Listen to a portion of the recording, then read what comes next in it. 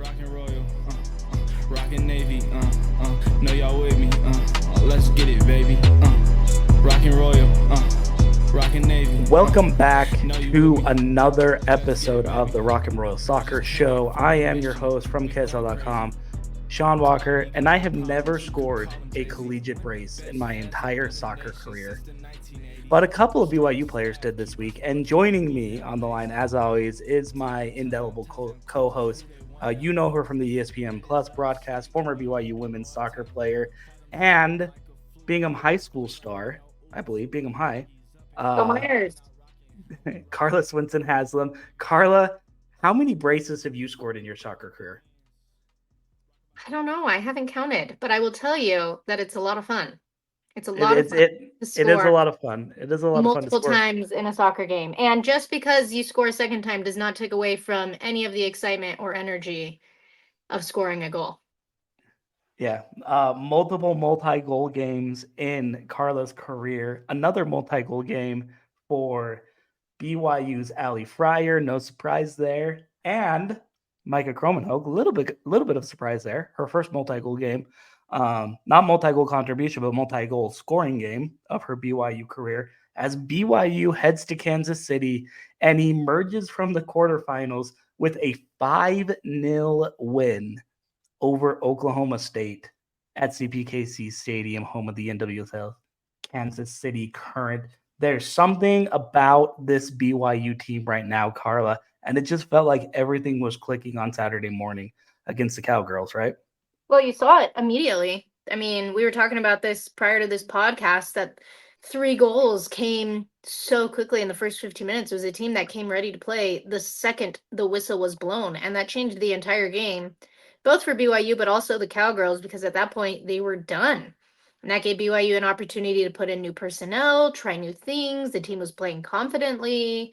This is a team that, I mean, it sounds cliche, but we've been saying is peaking at the perfect time. They've really come together. They're really looking good. And it all seemed to mesh perfectly in the matchup against OSU. Mika Krommenhoek scores just 69 seconds into the match. That doubled her season goal scoring tally.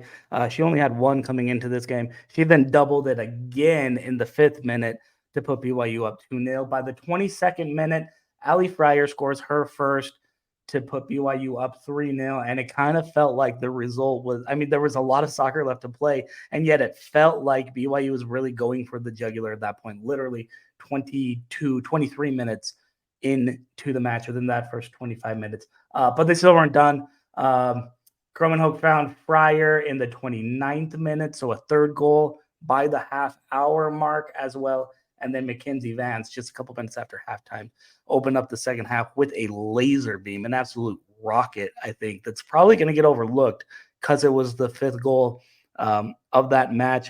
But Mackenzie has quietly been really good, I think, on this year as well. She's second on the team with 6 goals and on a 3 or 4 game goal scoring streak that I think has been a little quietly underrated, that probably deserves some shine as well. So yeah, everything just kind of fell into place. The defense was very good again. Lynette Hernez stopped a penalty, which is probably noteworthy for where this team is at. This is not a club that has forced a ton of shutouts this year, but they get one in the opening round of the Big 12 tournament. We said it last week when they went on the road and beat what was then number 14 Texas Tech 2-1, that this team is in the NCAA tournament. If there was any doubt whatsoever, I think BYU erased that doubt on Saturday with a pretty dominant win against an Oklahoma State team that I'm also seeing probably bought themselves passage to the NCAA tournament as well, with their come-from-behind win over Cincinnati in the game before in that Big 12 tournament. Carla, how confident do you feel that this BYU women's soccer program will hear its name called, whether they win this Big 12 tournament or not, at least as an at-large candidate in the NCAA tournament here in about a week or so? Yeah, I feel pretty certain that BYU will be in the tournament. I think they will be as an at-large bid just because they've been playing so well towards this latter end of the season. I think was the Texas Tech win that I think really put it into it, and then this kind of finalized if there were any sort of doubts within the NCAA, just to be able to come in and have such a heavy-handed win against OSU, to be able to make it to the semifinals. They'll be playing very, very talented TCU team. And a week ago, I told you that I think TCU is going to win the whole thing. TCU is the best team. And I still hold to that.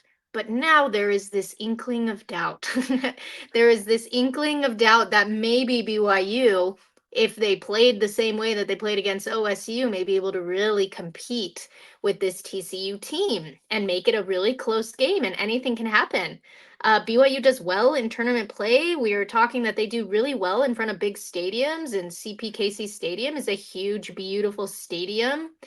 And so if the mentality's there's a part of me that thinks, maybe the Cougs can pull off the upset against TCU in the semifinals, which if they can do that, then anything could happen. Then they can win the whole tournament. And then for sure they would get an automatic bid into the tournament. And so things are really looking good. If you were a Cougar fan watching BYU soccer right now, you should be feeling pretty excited and optimistic about the next couple of days.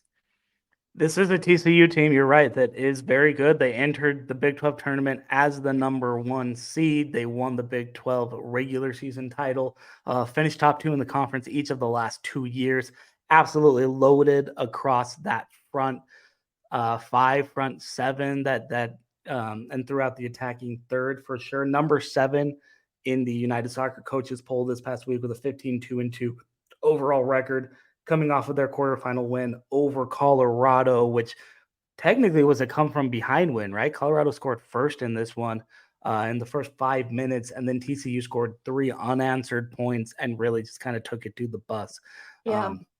This game wasn't in doubt by about the midway mark or so, or at least it didn't feel that way. So again, technically a come from behind win, but not a very traditional come from behind win that I don't think anybody's going to talk about, the Horned Frogs rallying or making a comeback or anything like that. It's just they happen to give up an early goal, but I think that's also the sign of a good team. If you give up an early goal, you don't get down, but you have that mental fortitude to still come back. So I agree. I think TCU is still the team to beat, but there's something about the way this BYU squad is playing right now. Things are coming together. This team is gelling well. We've talked all year, Carla, about how young this team is. I don't think this team is young anymore. The freshmen aren't freshmen at this point. They've got some 20, 22, 20, sometimes 24 games of experience, a lot of them under their belts. Now at this point, if you go back to the spring season and whatnot, like this is the type of veteran team that head coach Jennifer Rockwood likes to play with. And I think they know the system that they're playing well enough that I don't necessarily feel like I don't necessarily feel like this is a freshman loaded team anymore. Does that make sense? Yeah, no, completely. Completely. And if I remember watching the OSU game, and that was something that the commentators mentioned over and over and over, is that this is on paper, a heavy freshman team, but at this point they don't feel like freshmen. And they mentioned the 2 sophomores that are out there, but they don't feel like sophomores. And this is something that the commentators continued to say over and over.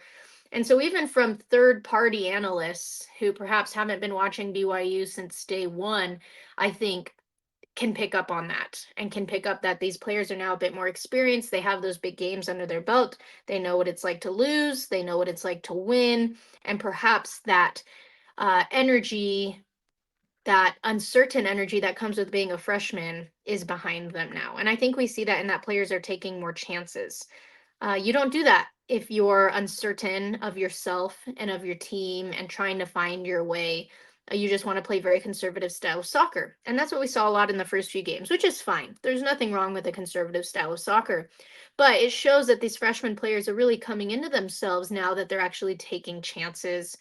They're involving themselves in plays that are probably a bit more high risk, high reward. And that shows that they feel a lot more confident and comfortable with where they're at. Let's move on and let's talk a little bit about TCU. This BYU team got to know TCU probably a little bit too well, going down to Fort Worth in the regular season, coming away with a 4-1 loss. But I'm not sure how much we can still take away from that game because these two teams are very different. And I think both of these teams are pretty different from that point. TCU has just continued to roll, but BYU's gotten a lot better. They've grown a lot more. They've built themselves up a lot more to where I almost feel like maybe you ignore that previous result when looking at these two squads. You treat it almost like two different games. I mean, but still, this is a very good TCU team. Really, really good. Big 12 Coach of the Year, Eric Bell. Shout out to Eric. One of the better coaches in the conference, I think, for the last couple of years. And he's really implementing a strong system that relies on goals from just about everywhere. You know, we love Seven Castaigne on this podcast, the former Waterford High star from right here on the Wasatch Front up the road in Draper. 12 goals and 6 assists for a team high on the year. 3 double-digit goal scorers at 7. Bella Diorio and Caroline Kelly each have 11 goals apiece. And then there are a handful more with multiple goals as well. I believe that's 6 other players with 2 or more goals. They come from everywhere. And this TCU team does a little bit like what Coach Rockwood likes to do. They score early, they score again, and they score often. The offense, the attack on this TCU team, I think, is one that nobody's going to overlook. No, I agree. A statistic that I mention in the broadcast every year as they approach tournament time is that when you look at the teams that make it to the College Cup, they have more than 5 players with more than 10 points. So that includes goals and then assists, right? And you look consistently every year, the top 4 teams, regardless of who they are or what year they're in, they always have multiple players who are consistently getting points. And what that means is that the teams that make it to the College Cup do not just have one star. They have multiple players that they can rely on. I think that is why TCU has been so successful the last several years, and this year is because they have just that. They have multiple players who are really good and who have passed that 10-point category in both goals, where you get 2, and then assists, where you get 1 point. And so you're right, it's difficult to just mark one person or break down one person simply because there are multiple people who can score. And I should add that TCU this season has scored from all areas of the pitch. They've scored really close and next to the goalkeeper. They've scored from the PK spot. They've scored from outside of the 18-yard box. They've scored off of set pieces. And so just having such a big diversity of goal scorers and types of goals being scored, I think, is what makes TCU really good. They're also just a really athletic team. Their defensive line is very quick and very strong. They are good athletes. And I know you could say, well, everyone in Division I sports is athletic, but I do feel like TCU has a higher caliber of athlete than perhaps a large portion of just Division I play in general. And I think that makes a huge difference too. So you combine all these things together, and TCU, the Horned Frogs, have done a really good job of putting together a team that has great chemistry. They have a lot of experience, and that most of their team are older players.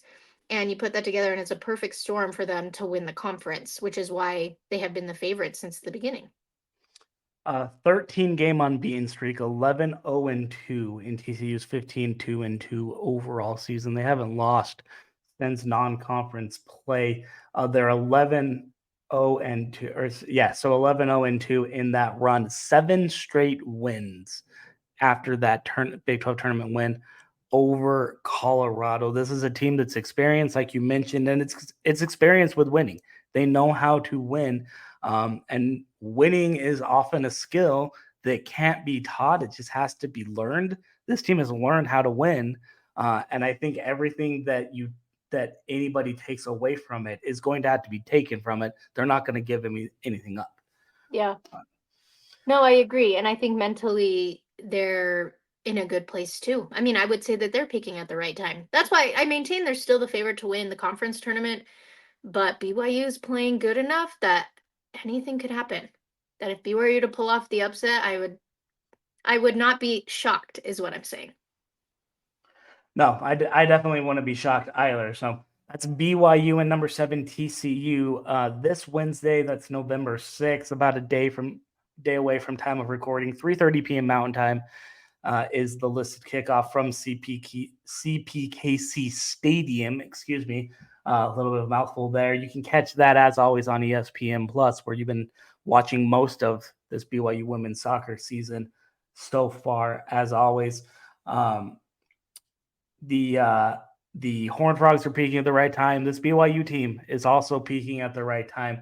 I feel like we need to get out of here by giving Mika Krommenhoek a little bit of her flowers, coming off of her first career brace in against Oklahoma State. The direction of this BYU team, Carla, I think we said it a couple of times on this podcast, but the direction of this BYU team has gone in the direction of the midfield.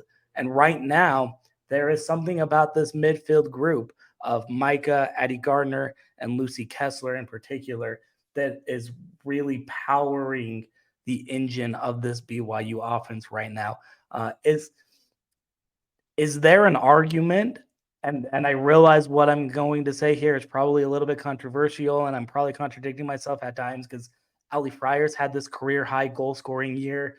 I think Avery Frischknecht has been maybe the MVP of this BYU season with the way she's been able to come in as a first-time starter and settle that back line at center back. I think there are a couple of other players that you could kind of mention for this nod. But is there an argument for Mika Krommenhoek as BYU women's soccer's MVP right now with the way she was able to play multiple positions, and now she finds herself in an attacking midfield role and being one of their better players on the ball? Yeah, I think there's an argument for it. Definitely. She's been steady from the beginning. I remember watching her in the blue and white game at the beginning of the season in August, and I thought she was solid. And she has progressed so quickly. Her learning curve has been so fast. And I think that also should be merited and should be praised. The fact that it didn't take her one season to really find herself. She did it within, 4 or 5 games, which I think is awesome. And yeah, I think she's just been really solid. I think she's very calm on the ball. She never feels panicked, which is what you need out of your center midfielder. You need someone that's going to be very calm and can distribute and play the ball well. She has some physical play to her, not dirty, but physical, which you love to see out of your midfield too, because you're going to be playing in the air and you're going to be jostling a lot of players. So yeah, shout out to Mika. Mika, you're doing great. You're doing great, sweetie. She's killing it out there. But yeah, I think of like these midfielders, and they've really become the core of this team. And I'm not just saying that because it's the midfield and all play comes through the spine. I'm saying it as leaders and as the players that you can just count on to be dependable.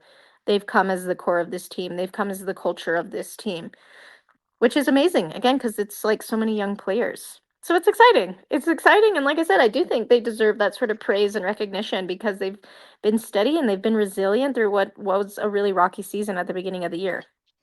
Yeah, and the fact that it came through all 3 youngsters, 2 freshmen in Mika and Lucy Kessler.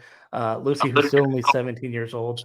And then Addie Gardner, she's a sophomore technically, but she's a return missionary sophomore. So she was out of play for 18 months and kind of came back a little bit through last year, finding her footing, I think, in a really big way.